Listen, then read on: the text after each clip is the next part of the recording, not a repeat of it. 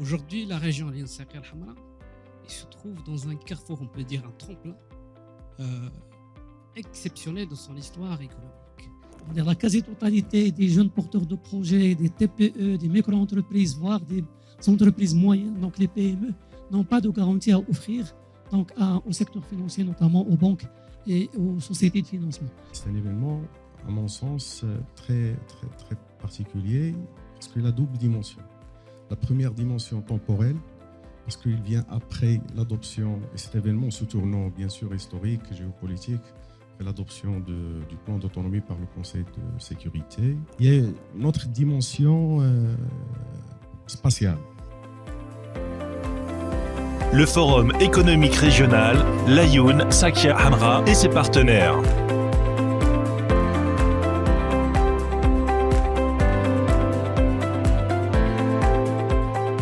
Bonjour à vous tous, merci d'être là, merci d'être venus aussi nombreux. Je remercie aussi notre ami Ahmed Aloua et ses invités pour la qualité de la prestation qu'ils nous ont présentée il y a quelques minutes.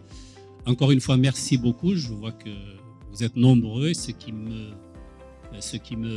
attire mon attention le plus, c'est la grande présence, la présence nombreuse des étudiants, des jeunes. Et ça, effectivement, cela fait plaisir. Les jeunes, le Maroc de demain, surtout indispensable pour cette région. Encore une fois, bienvenue à vous tous.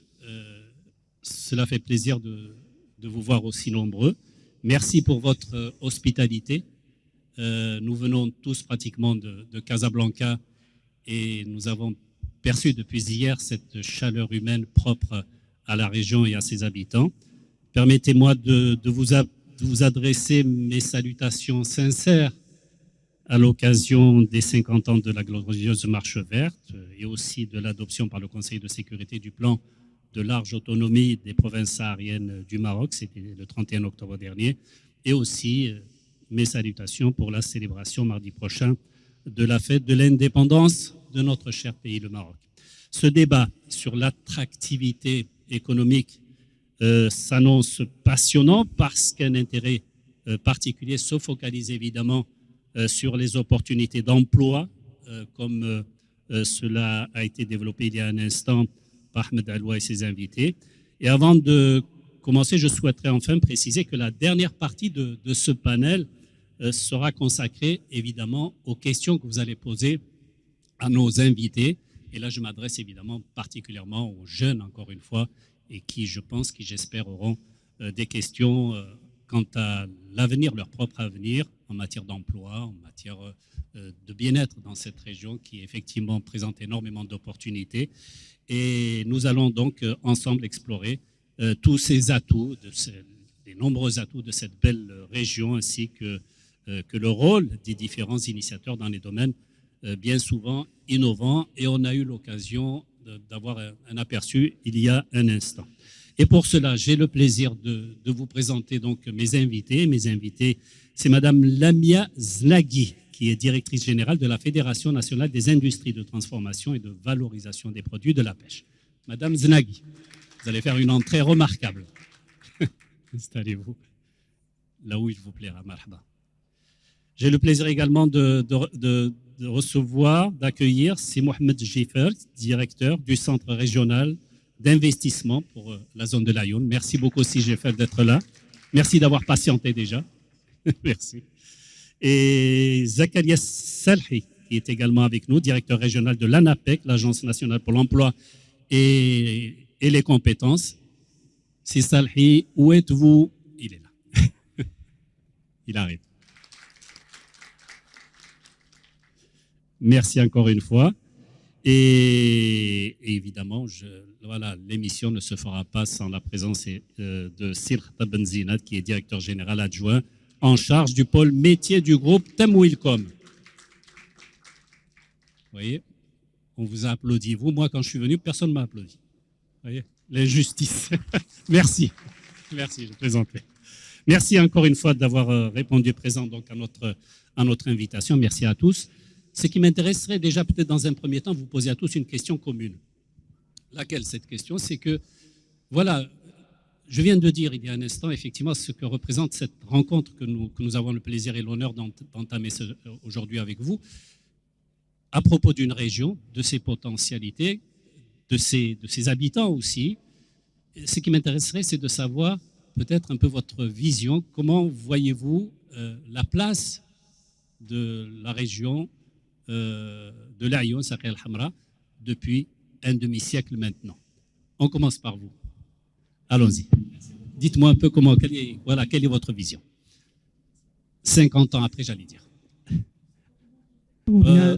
Allez-y. Très bien. Merci beaucoup, Shaib. Ça va. Donc, tout d'abord, je tiens à remercier les organisateurs de ce forum et aussi donc, par rapport à notre invitation de Temwilcom.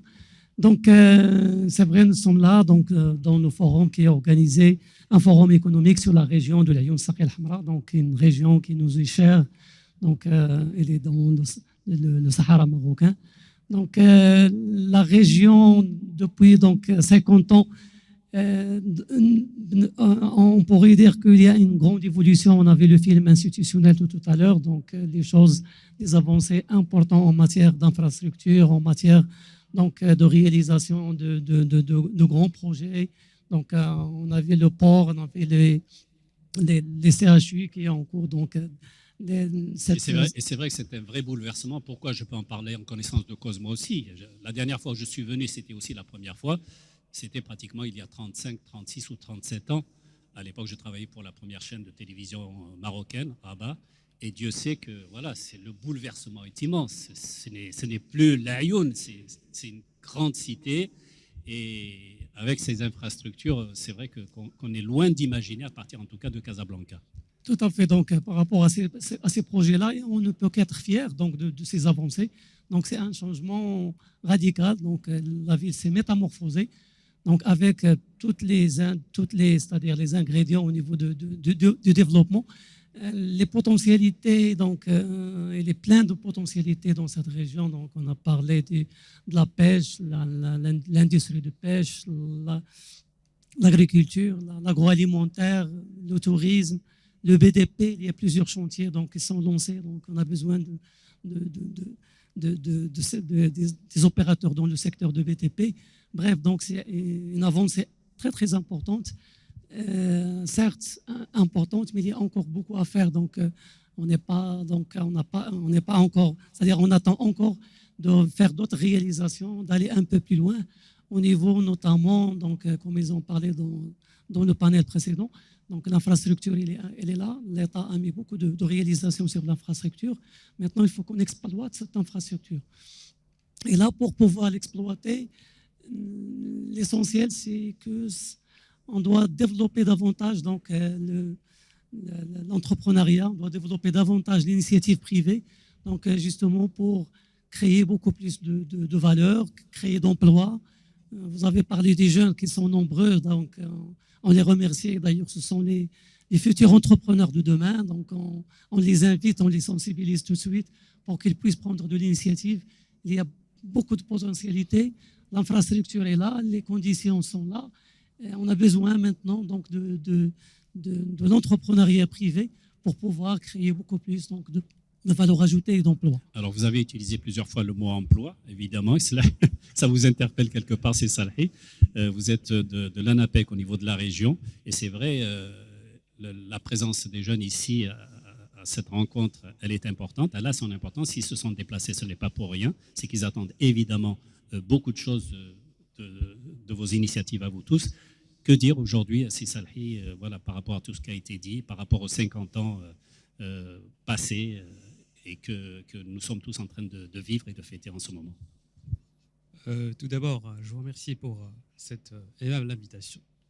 Donc, ça veut dire vous vous souciez d'une démarche participative, d'intégrer et d'impliquer tout l'écosystème pour former ensemble une vision claire sur le développement de la région, un développement territorial qui répond aux attentes de demain.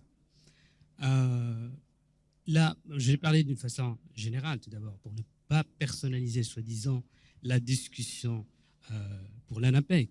Je vais parler en tant que, en partant d'une vision, si vous voulez, d'un service public de l'emploi. Donc, comment on voit la région, les opportunités et comment on doit se développer par la suite. Donc, en traçant l'histoire économique de cette région, très chère pour nous. Donc, aujourd'hui, la région Al Saqiya Al Hamra se trouve dans un carrefour, on peut dire un tremplin exceptionnel dans son histoire économique.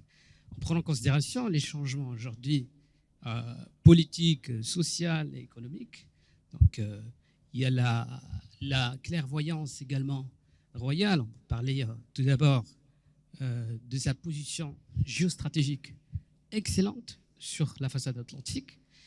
Et je soulignais cette ingéniosité royale de Sa Majesté, que Dieu l'assiste, de proposer un tel projet de l'Afrique atlantique.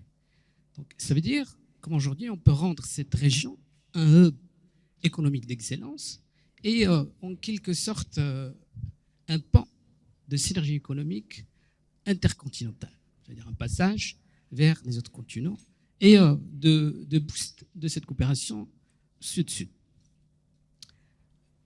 Cette région porte aujourd'hui non seulement l'ambition et l'espoir de la région, mais de tout un royaume. Donc, pratiquement, nous avons aujourd'hui tous les ingrédients nécessaires. Nous avons de l'infrastructure, comme vous l'avez évoqué tout à l'heure, à travers cet extrait qui nous expose quelques stations, si vous voulez, de développement. On peut dire que tous les ingrédients sont réunis aujourd'hui pour faire un plat gourmand de développement et d'attractivité pour les investisseurs et les investissements au niveau de la région. Les investissements, là aussi, ils vous renvoient quelque part, vous aussi, la balle. Au niveau des investissements, c'est vrai que vous avez dû en compter en milliers, en un demi-siècle, en tout cas au niveau de cette région. Si j'y fais, donc, quel est votre point de vue, votre appréciation avec un certain recul? Avant de répondre à la question... je savais qu'il allait me dire avant de répondre à votre question. Allez-y. Monsieur le secrétaire général de la Wilaya, Excellences, messieurs les consuls, honorable assistance, je tiens tout d'abord à exprimer ma fierté et mon honneur de co-organiser cet événement avec la Wilaya, avec le groupe Ecomédia, qui est particulier. C'est un événement, à mon sens, très, très, très particulier parce qu'il a double dimension. La première dimension temporelle, parce qu'il vient après l'adoption, et cet événement sous tournant bien sûr historique, géopolitique, après l'adoption du plan d'autonomie par le Conseil de sécurité, et d'avoir décrété la fête de l'unité par Sa Majesté, que Dieu l'assiste. Il s'agit d'une unité territoriale, une unité spatiale, une unité de développement, à la fois économique et social. Il y a une autre dimension spatiale. Pourquoi on a choisi, on a opté pour cet établissement, parce qu'effectivement, aujourd'hui, le vrai challenge, c'est de s'ouvrir vers les jeunes.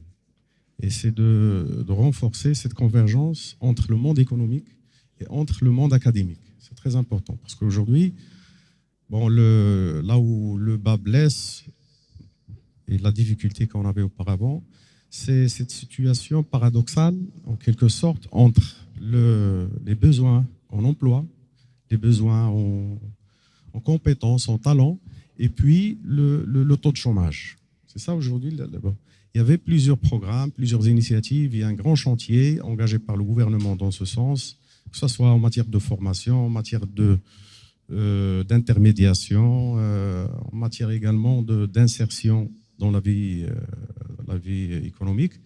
Mais cette ouverture, cette immersion des jeunes dans le monde économique aujourd'hui qui était un peu laissé de côté, mais aujourd'hui l'idée c'est de s'ouvrir. D'ailleurs, nous sommes dans cette dynamique, et comme ça a été dit même par Sa Majesté, que Dieu l'assiste, aujourd'hui, il y a un avant le 31 octobre et un après. Donc ce message est très fort Aujourd'hui, il faut qu'on change également de pratique, de façon de faire dans notre stratégie, dans nos actions quotidiennes. Donc l'idée, c'est de tisser plus de liens, travailler en étroite relation avec les jeunes, les talents, parce qu'aujourd'hui, la région de l'Aïn Saqi al-Hamra, alhamdoulilah, que Dieu merci. Dieu merci, regorge de potentialité, regorge de jeunesse, très assoiffée à l'apprentissage, une jeunesse intelligente, qui veut ou qui est motivée, ambition d'adhérer à cette dynamique et de contribuer au développement de la région. Alors, pour ce qui est de l'investissement privé au niveau régional, vous n'êtes pas sans savoir qu'aujourd'hui, après 2015, c'est une date historique. Il s'agit d'une trajectoire d'ailleurs de développement des provinces du Sud, avec plusieurs dates jalons. Une trajectoire structurée dans le temps, grâce à la vision éclairée de Sa Majesté que de l'assiste. Aujourd'hui, pour vous donner quelques chiffres, pour l'investissement privé, aujourd'hui, nous tournons autour de 3 milliards de dirhams d'investissement privé concrétisé. Je ne parle pas des investissements engagés par année. C'est une moyenne annuelle, c'est 3 milliards. Durant les 10 dernières années, nous sommes à quelque chose comme 30 milliards de dirhams d'investissements concrétisés. Et nous avons la liste des investissements, le projet de Fosse Bokra, le complexe chimique, les projets qui s'inscrivent dans le cadre des énergies renouvelables, les cimenteries, les unités de la pêche, l'écosystème de la pêche. Donc, même, on assiste à un point d'inflexion, même qualitatif, en matière d'investissement. Parce qu'aujourd'hui, même le secteur industriel prend de l'ampleur, pas au détriment des autres secteurs, mais c'est un secteur aujourd'hui qui commence à émerger au niveau de la région.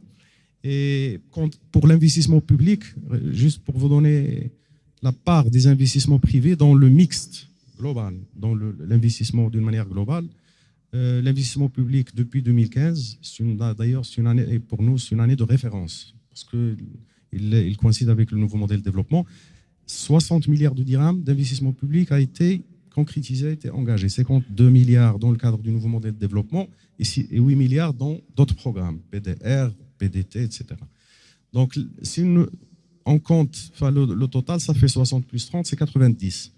Dans les 90, nous avons 30 milliards d'investissements privés, ce qui correspond à un tiers à peu près. Donc, nous sommes dans la moyenne nationale. Mais le challenge aujourd'hui, le challenge national, c'est d'inverser la vapeur, c'est de faire plus d'investissements privés que d'investissements publics, 2 tiers, 1 tiers. C'est à l'horizon 2035. Mais nous sommes sur une belle dynamique au niveau régional, grâce à cette feuille de route qui a été engagée depuis 2015 et je vous donnerai plus de détails dans ce sens.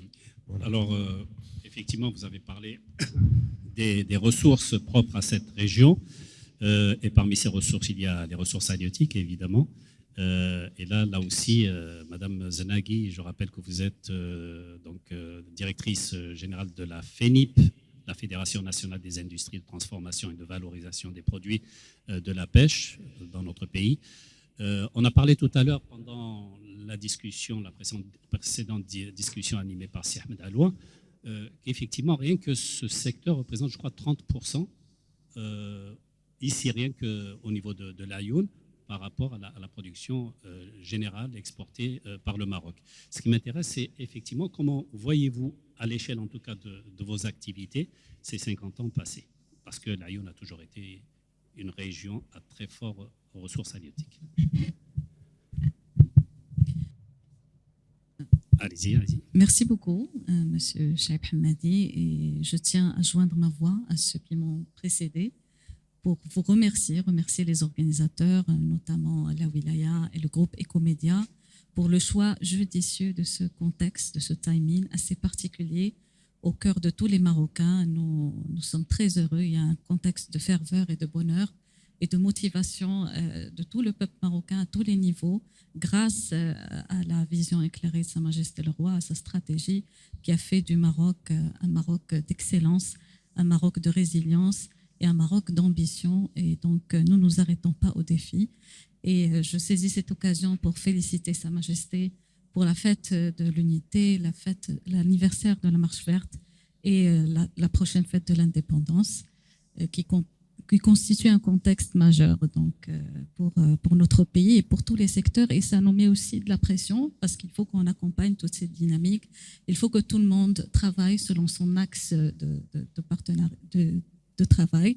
Ça ne veut pas dire que les défis ne sont pas, au contraire, les défis sont très présents, mais nous disposons des moyens nécessaires et nous disposons d'institutions très importantes qui peuvent travailler ensemble pour que nous puissions atteindre l'objectif et répondre à ce momentum Maroc qui peut nous placer très rapidement dans à être des leaders dans divers domaines. D'ailleurs, le domaine de l'industrie de la pêche est l'un des domaines où le Maroc est leader mondial. Nous sommes les premiers exportateurs de sardines en conserve, les premiers exportateurs de poulpes congelées et parmi les premiers dans de nombreux domaines, la semi-conserve d'anchois, l'agar-agar, etc. Donc, c'est un domaine qui a joui d'une ressource naturelle très abondante et d'un tissu industriel productif qui s'est rapidement installé. Et l'Aïoun constitue l'une des régions les plus importantes. C'est parmi les premières régions du secteur de la transformation de la valorisation des produits de la pêche, avec environ 30% de la performance nationale est faite au niveau de l'Aïoun, qui compte plusieurs établissements. La FENIP, quant à elle, a aussi ses ramifications à l'Aïoun à travers deux associations majeures, l'industrie de transformation et de congélation des produits de la pêche, ainsi que l'industrie de farine et huile de poisson, deux secteurs extrêmement porteurs. Donc, sur les 50 années, il y a eu un développement extraordinaire. En témoignent les anciens de notre secteur. Avec nous, il y a M. Mohamed Gheizi, qui est un conseiller auprès de notre fédération et qui a contribué depuis des années pour la construction du port, des marchés de gros, etc. Et donc, il est un témoin vivant du développement fulgurant qu'a connu l'Aïoun à tous les niveaux et particulièrement sur le point de la transformation, de la valorisation des produits de la pêche. Merci beaucoup, madame.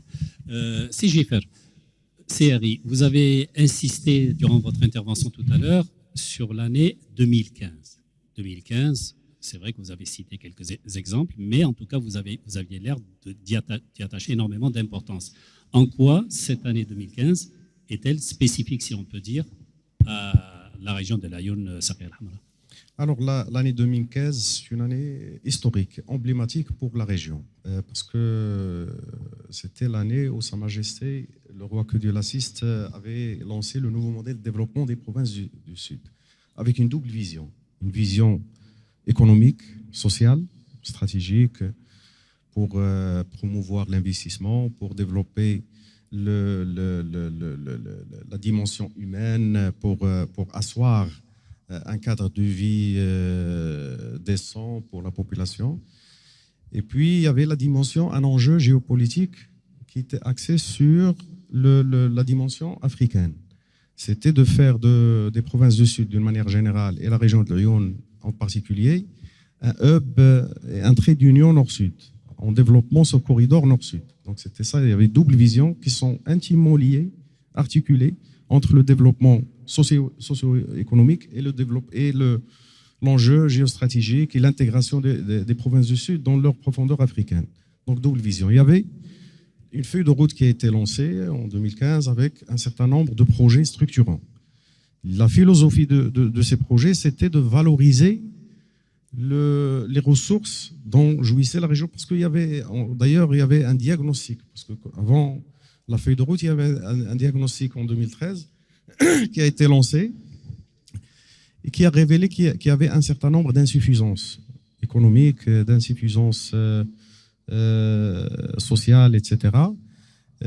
Sur le plan économique, l'économie et le moteur économique à l'époque, il tournait autour d'un certain nombre de secteurs à faible valeur ajoutée, la pêche sans valorisation, ou une valorisation moyenne, l'exploitation, un peu d'exploitation minière, le commerce, le tertiaire, etc.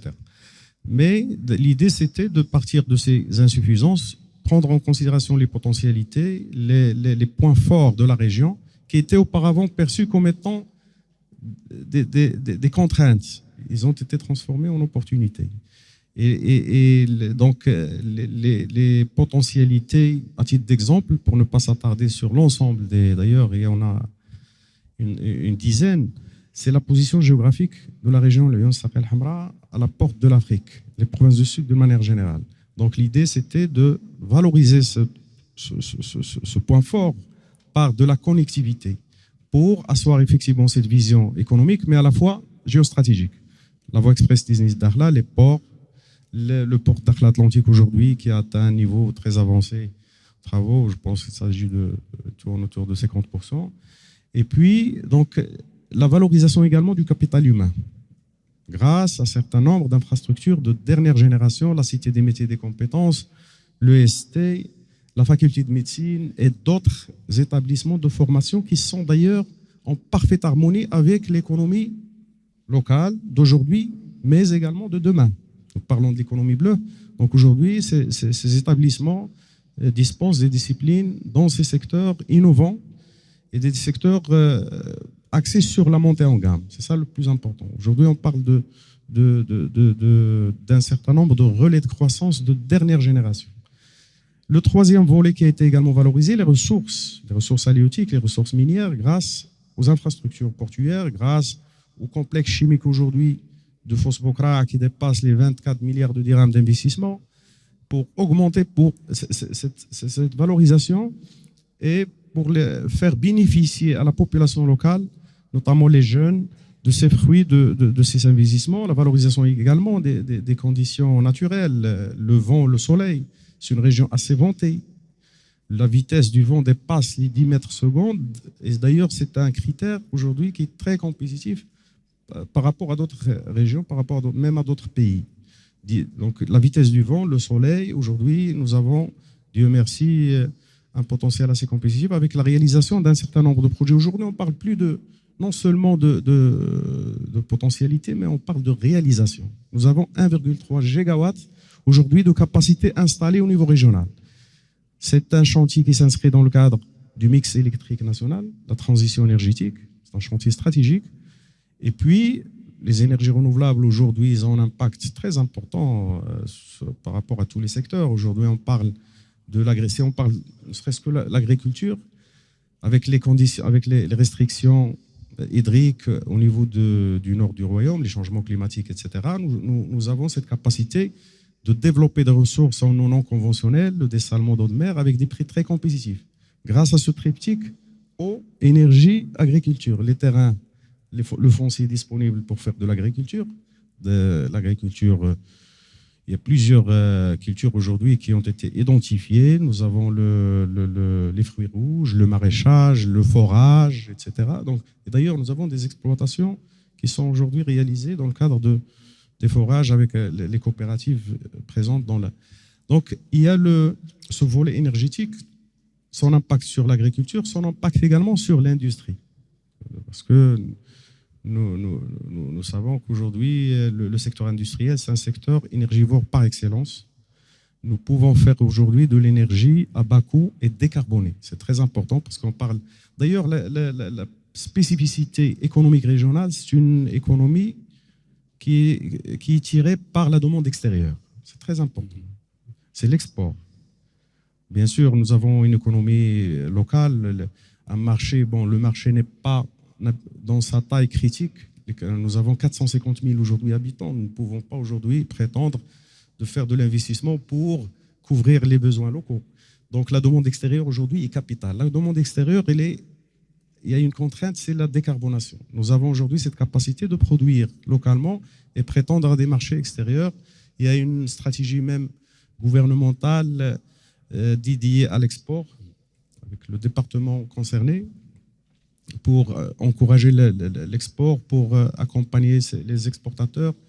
Donc voilà, aujourd'hui, l'investissement aujourd'hui au niveau régional a cette particularité de... L'industrie, c'est un secteur également très important en matière de création de valeur, de création d'emplois durables. Nous comptons beaucoup sur l'industrie aujourd'hui grâce à cet avantage énergétique et puis son impact également sur l'économie locale. Un poste créé dans l'industrie peut générer potentiellement 3 postes dans les services. Alors une région effectivement en pleine croissance, et Dieu sait qu'elle puise sa force dans de très nombreux secteurs d'activité.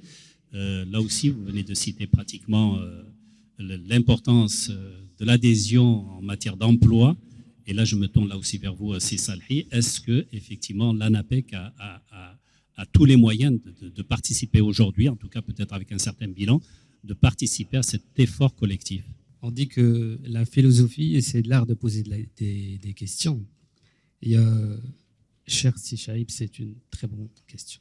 Alors, est-ce qu'aujourd'hui, en tant que service public d'emploi, on est capable d'accompagner cette dynamique de développement dans cette région? Par quels moyens et par quel dispositif? Donc, il faut d'abord pouvoir analyser, en partant d'une philosophie de critique positive, d'analyser le potentiel de la région. Et le service public d'emploi aujourd'hui, il doit être un catalyseur de transformation économique et durable. Ça veut dire, d'une manière ou d'une autre, chercher comment transformer les potentialités de la région en des opportunités d'emploi durables, de qualité et un emploi d'essence, soi-disant, du langue de loi de travail. Normalement, à travers la traçabilité, et laissez-moi, si vous permettez, de partager avec vous cette évolution au niveau de l'emploi dans la région en partant de l'organisation intérieure de l'ANAPEC. Donc, au sein de l'ANAPEC, à l'intérieur, nous avons un type de, si vous voulez, de classification des régions par rapport à la contribution dans les résultats d'insertion au niveau national. Et ça fait 3 ans, 4 ans, nous étions dans la 3e classe, si vous voulez. Donc, il y a les leaders des 3 grandes régions au Maroc, il y a les challengers et il y a les émergents, pour ne pas dire les outsiders. Donc, en fonction de la contribution dans les résultats au niveau national. Mais aujourd'hui, on s'est débarrassé de cette 3e classe en tant que région Sark El Hamra, particulièrement pour la contribution remarquable de cette région, de l'ANAPEC, de réseau de l'ANAPEC dans cette région, dans l'insertion économique des jeunes et des talents. Et nous sommes aujourd'hui dans la catégorie des challengers. Ça veut dire cette traçabilité d'organisation interne. Et on dit souvent, il y a un dicton en français qui dit on évolue là où il y a de l'évolution, volontairement ou involontairement. Donc, nous devons avoir cette capacité d'accompagner cette évolution par la structuration du service public de l'emploi, l'organisation, le renforcement de ressources humaines, etc. etc. Cet accompagnement, normalement, on doit traiter tout d'abord des défis. Donc, l'un des défis majeurs de cette question pour pouvoir construire une vision claire et une stratégie ou un choix stratégique de développement convenable, nous devons tout d'abord se concentrer sur la résolution de cette équation d'adéquation. Donc, l'équation d'adéquation des formations avec l'emploi. Donc, c'est une question évoquée également avec CGFR, ou l'aide de CGFR. Dans la forme, c'est une adéquation de l'offre et la demande, certes, mais dans la consistance, c'est plus particulièrement une adaptation des exigences des employeurs, du marché de travail, avec les compétences des chercheurs d'emploi ou futurs lauréats. Donc, vous avez parlé également d'une offre diversifiée de formation.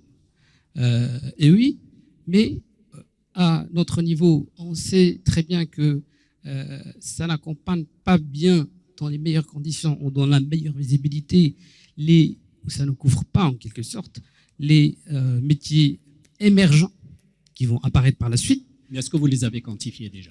On essaie quand même de participer ou contribuer en quelque sorte dans cette démarche parce que, comme vous le savez, les données de l'ANAPEC, ça reste une partie prenante de tout un système d'information institutionnelle. Donc, et forcément, il doit être accompagné par des informations d'autres institutions dans l'écosystème pour pouvoir bâtir une vision très claire. Donc, nous avons un système qui s'appelle la veille prospective et c'est une expérience très réussie pour savoir anticiper pour mieux agir. Donc, anticiper les emplois de demain, anticiper, faire un petit peu côte à côte avec les collaborateurs du secteur privé, un peu de la gestion prévisionnelle des emplois et des compétences, de prévoir les formations, de bâtir en quelque sorte une cartographie exhaustive des métiers de demain. Et je parlais de l'expérience, et vous parlez, pour être dans le bain de l'économie bleue, une expérience réussie de cette anticipation stratégique, c'est le cas de l'offshoring. Donc l'offshoring aujourd'hui, il est positionné en tant que un secteur promoteur qui emploie, c'est dans le top 3 au Maroc qui crée de la valeur ajoutée et des postes. Donc cette expérience a été commencée en 2010. C'est une démarche rigoureuse et de longue haleine, mais on a commencé déjà aujourd'hui à récolter les fruits. Puisque quand le McKinsey a proposé, qui sont les plans stratégiques de développement au Maroc, c'était le cabinet international McKinsey, c'est bien ça. Exactement. Mais c'était l'une des propositions pertinentes, c'est de s'attaquer au volet de la formation avant l'émergence des nouveaux métiers. Et on commence aujourd'hui la récolte, soi-disant, de ce fruit très cher et rare, c'est de la création de la valeur et de l'emploi. Et participer d'une manière ou d'une autre, d'une façon efficace et pertinente dans cette transformation économique au niveau national. Donc on espère de faire la même chose au niveau de la région, en partant de nos propres moyens, qui est celle du dispositif de la veille prospective de l'ANAPEC, pour pouvoir accompagner les autres institutions au niveau de la région. Voilà, c'est Benzina, accompagner effectivement tout ce qui se fait, en tout cas de valable et d'instructif et qui sert en tout cas à la communauté. Cela demande de l'argent. L'argent, c'est le nerf de la guerre, on le sait tous. Vous êtes de Tamoilcom. Quel est finalement le rôle justement de votre groupe spécifiquement à cette région? Tout à fait, c'est Chaïb. Donc justement, puisqu'on est dans l'accompagnement, donc c'est bien technique, économique, financier. Tamoilcom, c'est une institution financière publique, donc on appartient à l'État. Et notre mission, donc, c'est de faciliter aux entreprises l'accès au financement. Donc, qui dit accès au financement, donc l'entrepreneuriat, bien sûr, ça nécessite le financement. C'est vrai qu'il y a plusieurs obstacles pour justement entreprendre. Donc, il y a l'accès au foncier. Donc, ce matin, tout à l'heure, donc les équipes ont parlé un petit peu des infrastructures, c'est-à-dire des efforts qui sont donc réalisés pour justement avoir du foncier, pour avoir de l'infrastructure, l'accès justement à l'export, l'accès également donc à l'importation des matières premières pour travailler. Donc il y a donc aussi l'accès aux ressources humaines, donc il y a les formations qu'il faut, tout ça pour justement favoriser les RH pour l'entreprise. Mais parmi les piliers importants sur l'investissement et sur l'exploitation et sur l'entrepreneuriat, l'accès au financement. L'accès au financement, donc Tamoilcom ne finance pas directement donc l'entreprise, mais il s'appuie sur les acteurs du financement. Les acteurs du financement, principalement, il y a les banques, il y a aussi les sociétés de leasing, il y a les institutions de microfinance qui financent la micro-entreprise, la toute petite entreprise. Donc bref, il y a plusieurs acteurs qui accordent les financements aux entreprises et à l'initiative privée. Mais on constate que, c'est-à-dire le secteur financier, le secteur bancaire, les sociétés de leasing, lorsqu'ils accordent les financements, ils exigent des garanties. Donc, ils exigent donc c'est-à-dire des garanties à donner par l'entrepreneur pour justement rassurer la banque sur le déroulement du financement. Et ce n'est pas évident pour un jeune entrepreneur qui donc, fait que commencer. La quasi-totalité des jeunes porteurs de projets, des TPE, des micro-entreprises, voire des entreprises moyennes, donc les PME, n'ont pas de garantie à offrir donc au secteur financier, notamment aux banques et aux sociétés de financement. Et c'est là où intervient Tamoilcom. Donc, il intervient pour donner une garantie donc, qui rassure la banque et qui lui facilite la tâche en matière de prise de risque.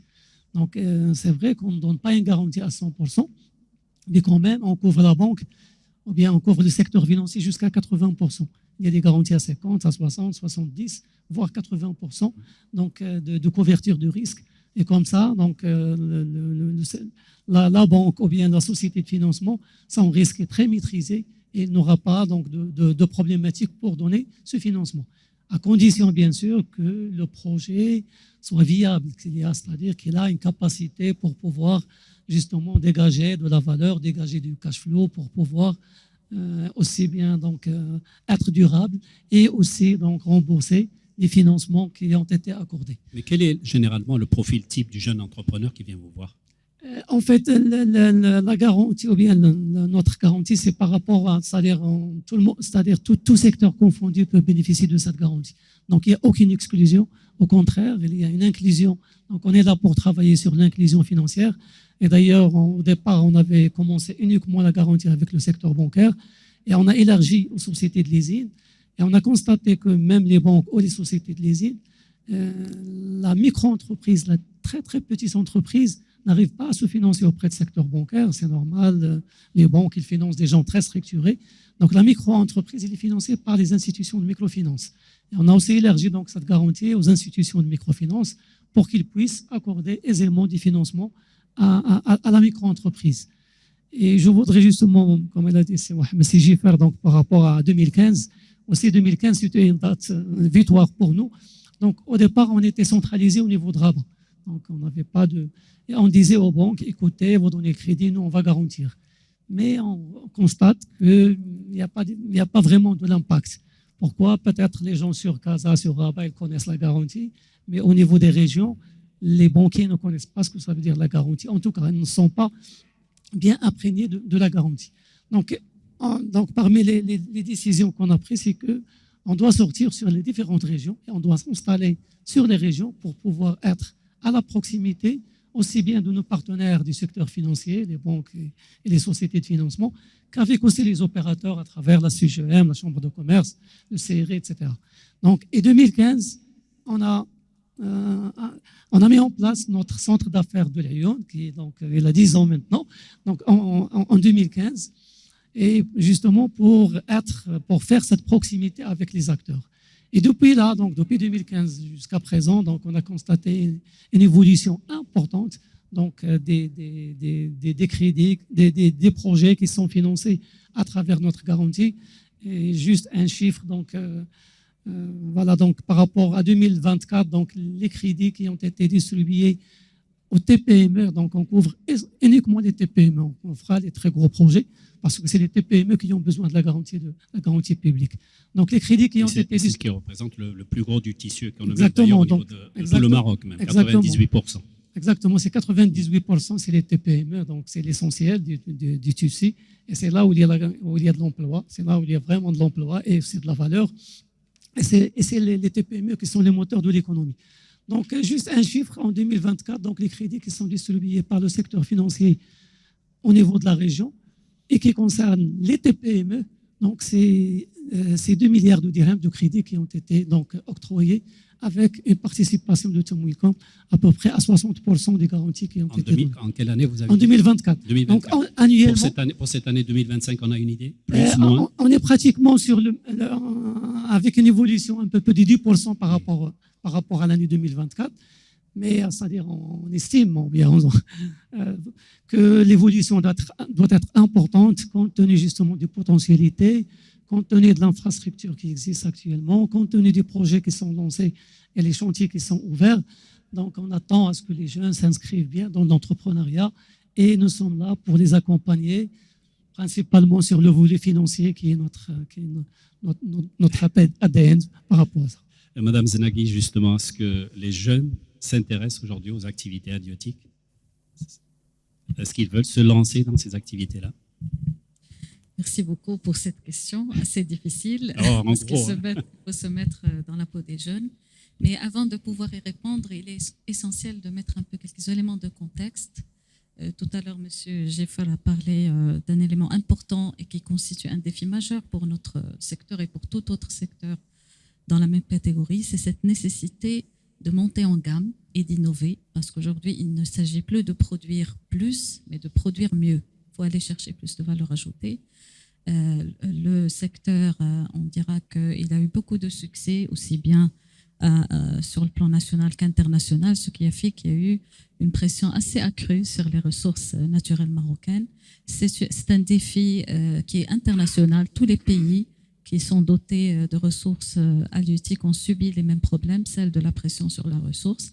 Bien sûr, notre pays fait des efforts colossaux à travers le secrétariat d'État chargé de la pêche maritime et à travers l'INRACH pour protéger cette ressource, pour suivre les meilleures pratiques en termes de durabilité, pour faire aménager cette ressource et veiller à ce qu'elle soit exploitée de manière durable. Et donc, d'ailleurs, dès le lancement par Sa Majesté le Roi, que Dieu le préserve, de la stratégie Halieutis en 2009, l'un des axes majeurs de cette stratégie, c'était la durabilité de nos ressources halieutiques. Aujourd'hui, notre souverain lance l'économie bleue qui s'ouvre sur tous les secteurs qui utilisent la mer. Donc, nous partageons tous avec d'autres secteurs tels que le tourisme, le transport, etc. Cet espace marin, dont le Maroc possède un énorme espace marin avec d'énormes potentialités. Donc, il s'agit aujourd'hui d'aller trouver de nouvelles potentialités, là où il y a de la valeur ajoutée. Et c'est justement sur ces créneaux-là que j'interpelle aujourd'hui nos étudiants. Et cette présence aujourd'hui très symbolique dans une haute école de technologie a tout son sens et ne devrait pas se limiter à ce simple événement ou d'autres événements, mais être carrément un corridor à tout moment pour que ces jeunes d'aujourd'hui aient les solutions de nos problèmes demain et qu'ils peuvent les présenter avec valeur ajoutée à nos entreprises, qu'ils contribuent à une prise d'une nouvelle tournure, un nouveau virage, parce que tous les secteurs doivent se transformer. C'est énorme ce qui se produit à l'échelle internationale comme changement et nous serons appelés à les suivre très rapidement. Alhamdoulilah, nous avons des jeunes très intelligents qui peuvent s'adapter. Donc, il faut que vous sachiez quelles sont les vraies problématiques des secteurs, comment cela opère, qu'est-ce que vous pouvez apporter en termes de valeur ajoutée. Et bien sûr, nous ouvrons nos portes, nous appelons, parce que la seule solution, c'est cette intelligence collective. Nous voyons toutes les institutions travaillent à leur niveau et qu'il y a aujourd'hui beaucoup de communication entre nous, mais the sky is the limit, comme on dit. Donc, il faut qu'on renforce tout ça, qu'on travaille encore plus ensemble, plus de synergie, plus de collaboration. Par exemple, à la FENIP, nous agissons aujourd'hui comme catalyseur en essayant de rapprocher les différents acteurs du secteur. Je parle principalement de la recherche. Avec le centre de valorisation qui relève de l'INRACH, nous avons une convention de partenariat pour éclairer les entreprises, leur montrer sur les possibilités d'innovation. Nous avons aussi un autre partenariat avec l'Institut agronomique et vétérinaire qui nous ont permis d'identifier déjà un certain nombre de possibilités d'orientation vers des produits biotechnologiques, vers le pet food, vers la congélation cryogénique, la surgélation, un certain nombre de produits qui sont assez demandés à l'échelle mondiale et il va falloir franchir ce cap d'innovation. Alors, vous avez parlé de la complexité du monde dans lequel nous vivons. Est-ce que vous avez été amené, au vu effectivement de cette complexité, à revoir peut-être vos initiatives que vous avez toujours peut-être engagées et surtout votre stratégie peut-être à plus ou moins long terme? Oui, tout à fait. Nous les revoyons pratiquement tous les jours parce que les changements sont là. Les secteurs travaillent, on s'inspire les uns des autres, on travaille ensemble. Il y a beaucoup de fédérations qui travaillent, qui font des initiatives très intéressantes. Nous avons des partenariats avec la FENAGRI, avec l'ASMEX, qui est notre confédération des exportateurs qui fait beaucoup de choses, notamment sur la décarbonation, qui va constituer un défi très important pour nos exportations. Il y a aussi le digital, l'intelligence artificielle. Donc, il y a beaucoup de sujets, ce qui fait qu'il faut qu'on révise à chaque fois nos stratégies et qu'on les oriente à ces changements. Et au Maroc, nous sommes déjà avancés, mais il faut aussi regarder ce que font les autres à l'international. Donc, nous avons deux types de partenariats avec les pays les plus avancés, parce qu'on estime qu'ils ont déjà vécu une bonne partie de certains de nos défis et donc ils peuvent nous aider à trouver plus rapidement des solutions concrètes, mais aussi conformément aux autres orientations stratégiques avec tous les pays de l'Afrique, avec la profondeur africaine du Maroc. Et de là est née une initiative récente de la FENIP, c'est le Seafood for Africa. Nous avons organisé pour la première fois l'année dernière et invité tous les pays africains. Il y a eu une participation d'ailleurs Je salue messieurs les consuls généraux qui ont été présents l'année dernière avec nous dans cette initiative pour parler de tout, de la stratégie bleue, de toute l'Afrique, et partager ensemble nos défis, nos solutions, réfléchir ensemble et construire ensemble un secteur résilient. Alors, je salue en même temps, effectivement, je crois, la présence des ambassadeurs du Cameroun, me semble-t-il, et du Burundi, c'est bien ça? Et Malawi, exactement. Bienvenue encore une fois. À entendre effectivement les interventions des uns et des autres, là je me tourne vers vous aussi, Jiffer, je comprends là aussi peut-être un peu la lourde responsabilité que vous avez, vous, à la tête donc du CRI, le Centre régional d'investissement ici, dans cette région spécifiquement. Comment jugez-vous cette responsabilité au vu effectivement du positionnement de la région de l'Ayoun Saqiya al-Hamra? On a parlé tout à l'heure de son ouverture surtout en profondeur vers l'Afrique. Alors, nous sommes fiers en tant que CRI, au nom de toute l'équipe du Centre régional d'investissement, d'apporter notre pierre à l'édifice. Parce que nous ne prétendons pas de travailler d'une manière isolée par rapport à l'écosystème institutionnel et économique au niveau régional, mais également au niveau central. Donc c'est un travail collectif, dans le cadre d'une intelligence collective, pour stimuler l'investissement privé. Alors, moi je pense qu'aujourd'hui, toutes les conditions sont réunies pour aller de l'avant, pour créer de la richesse et davantage de l'emploi durable. Nous avons une offre territoriale qui est très solide, très renforcée grâce au nouveau modèle de développement, le foncier, la formation, la logistique, les secteurs aujourd'hui, l'économie bleue, comme ça a été même souligné par Sa Majesté que de l'assiste, avec plusieurs panoplies de secteurs d'ailleurs dans l'économie bleue, des secteurs innovants, au-delà de l'écosystème de la pêche. Nous avons la biotechnologie marine, l'hydrogène vert, ses dérivés, le méthanol, l'ammoniac vert. Nous avons l'aquaculture comme alternative au secteur halieutique d'ailleurs. Nous avons également le chantier naval, le tourisme balnéaire, etc. Donc ce sont des secteurs aujourd'hui avec une forte intensité technologique. Nous avons d'autres avantages au niveau régional en matière de gouvernance, c'est très important, de climat des affaires. Et d'ailleurs, ce sont des avantages qui sont propres à la région, mais sans oublier les grands efforts qui sont engagés par le gouvernement, dans le cadre des stratégies sectorielles, la stratégie halieutique, la stratégie minière, la stratégie énergétique, industrielle. Toutes ces stratégies aujourd'hui concernent l'économie régionale, sans exception. Donc, et il y a une réelle dynamique. Aujourd'hui, on parle quand il s'agit pour le climat des affaires, il y a beaucoup d'efforts qui ont été engagés dans ce sens. Le dernier en date, c'est le lancement du dispositif des TPME.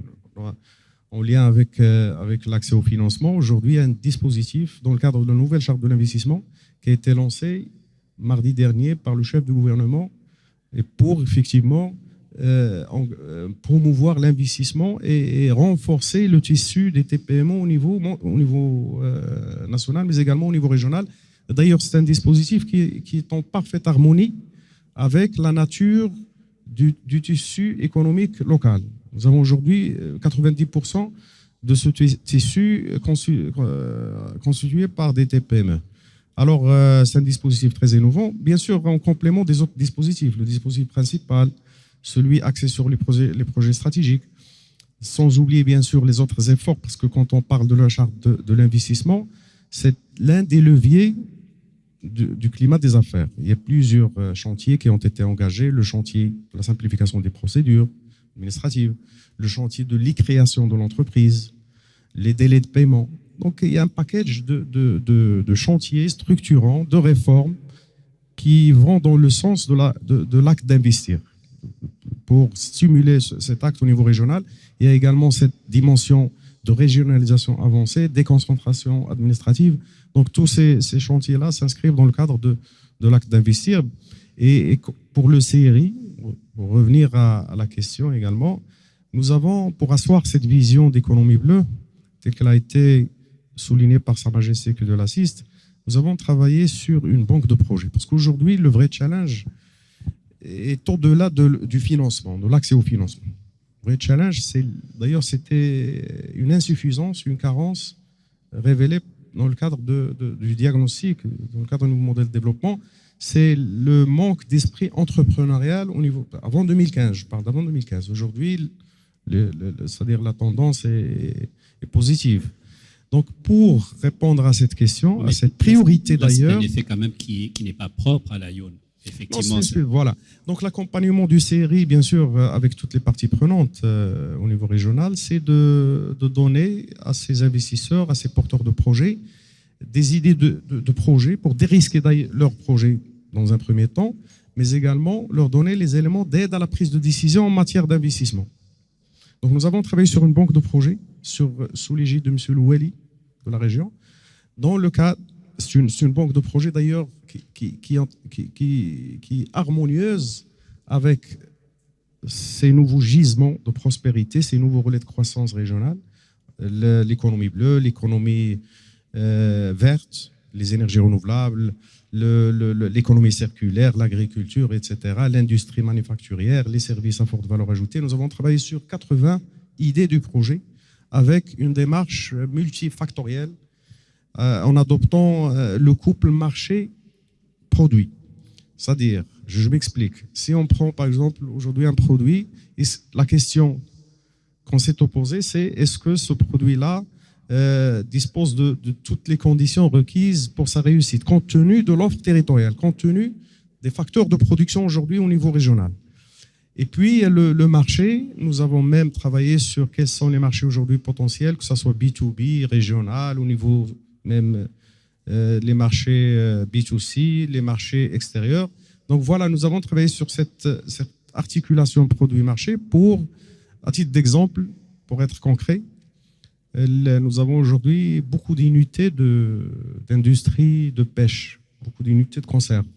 Donc les intrants aujourd'hui, par exemple, le conserve, l'industrie métallurgique, les boîtes de conserve métalliques, le conserve en carton. Donc tout ça aujourd'hui sont des intrants aujourd'hui qui sont importés. L'idée c'est de faire proliférer un certain nombre de TPME qui peuvent servir et répondre aux besoins des industriels aujourd'hui qui sont déjà établis au niveau de la région. C'est un exemple parmi d'autres. C'est un exemple parmi d'autres pour asseoir cette intégration verticale, mais également horizontale au niveau régional. Voilà, nous arrivons pratiquement au terme de cet entretien. Vous avez vu le monsieur qui à chaque fois vient me voir avec un bout de papier pour me dire qu'on a largement dépassé. Mais je vous ai promis, de votre part en tout cas, une question, 2 questions grand maximum, si vous avez des questions à poser à notre panel, évidemment. Et très courte, si c'est possible, de façon à terminer. أولا أشكركم على هذه الندوة المهمة جدا واللي جات تقريبا في هذه الأيام ديال المشاورات متعلقة بالبرنامج الاستثماري كيف قال السيد الكاتب العام.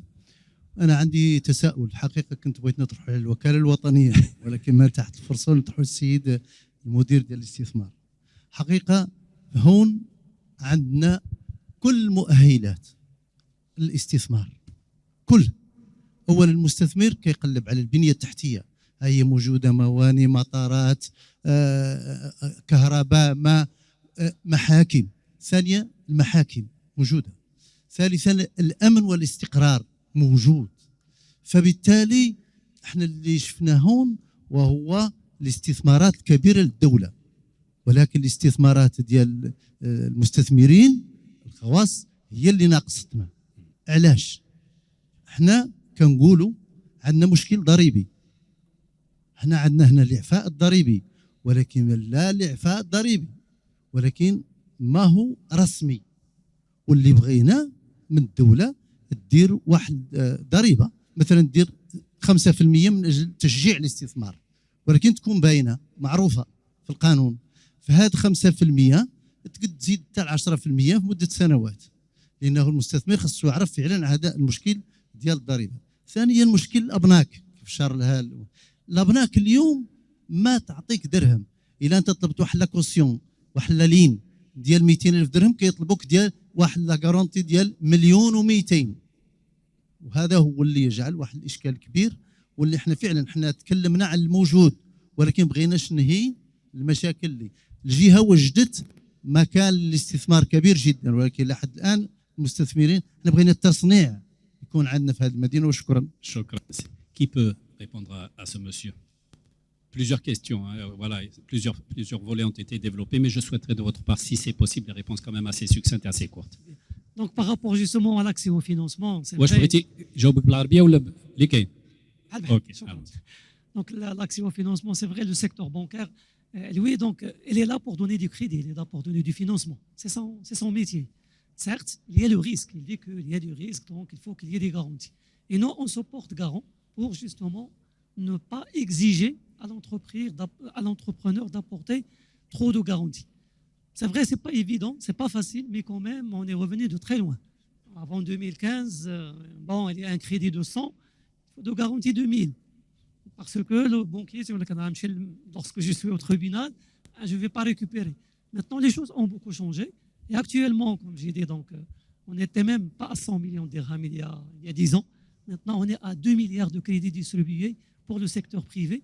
Et on a quand même, c'est-à-dire on mesure les garanties qui sont exigées. Donc, les vraies garanties qui sont exigées, qui ont de la valeur, elles sont autour de 70%. Donc, les banques, quand même, ils ont assoupli leurs exigences en matière de garantie. Mais il y a toujours du travail à faire, on est tout à fait d'accord.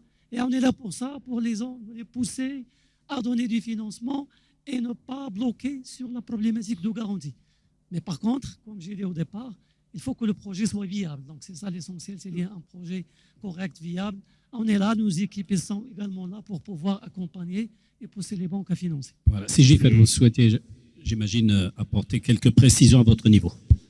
انا نجاوب الحاج بالعربيه دونك العربيه باش تعمل فايده.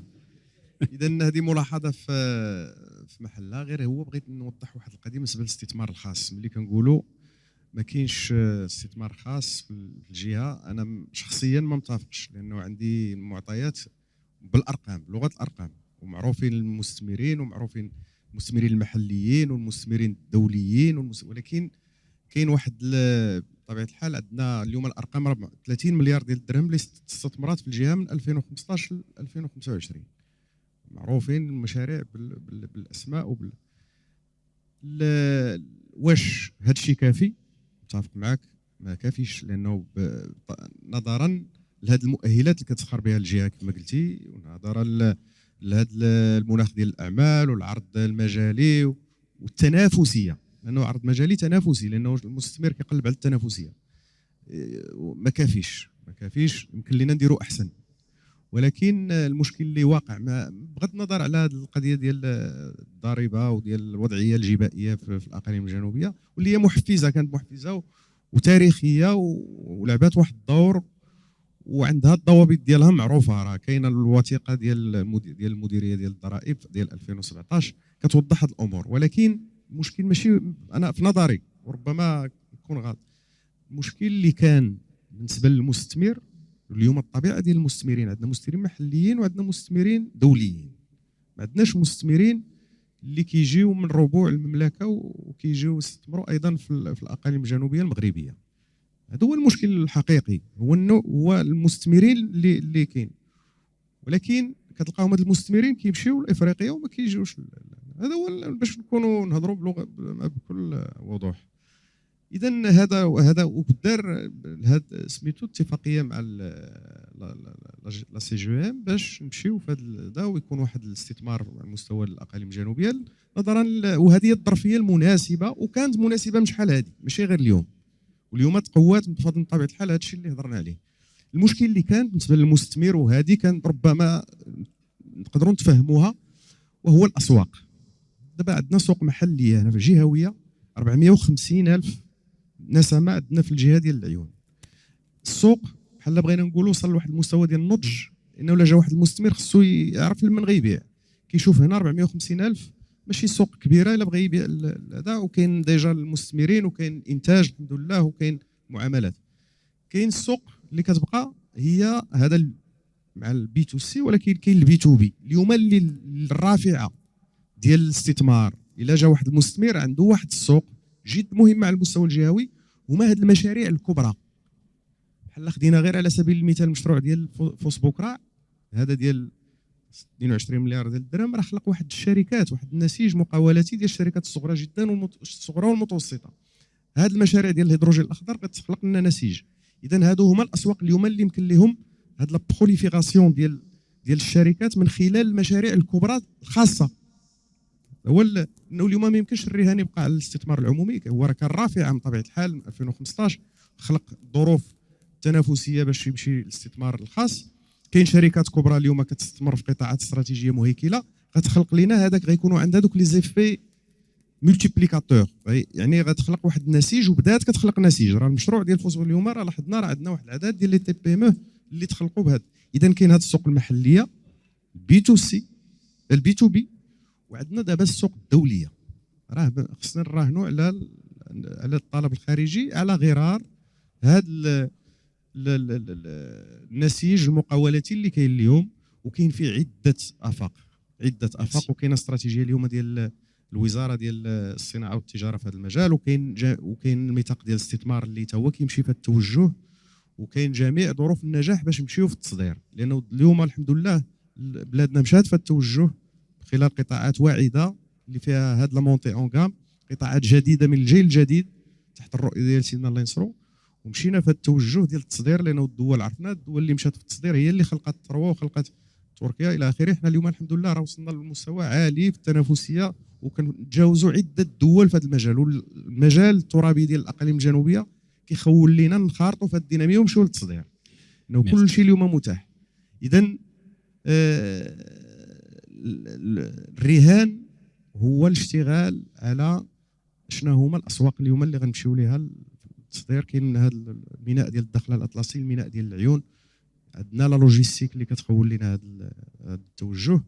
خصنا نشتغلوا على شنو هما الاسواق اللي يمكن لنا نسيب ليهم. راه كاينه توجه، كاين استراتيجيه وخارطه الطريق ديال كتشرف عليها الوزاره ديال الصناعه والتجاره في هذا المجال، وحنا مستعدين كنديروا في اطار يعني الجهه لا تمركز الاداري والاشتغال في اطار اللجنه الجهويه ومع الاخوان المسؤولين على القطاعات اللا ممركزه باش نواكبوا هاد المستثمرين في هذا المجال. Merci beaucoup à Mohamed Jiffer, directeur du CRI de la zone de l'Aïoun, de la région de l'Aïoun, le centre régional d'investissement. Merci beaucoup également à vous, Madame Lamia Znaghi. Je rappelle que vous êtes directrice générale de la Fédération nationale des industries de transformation et de valorisation des produits de la pêche.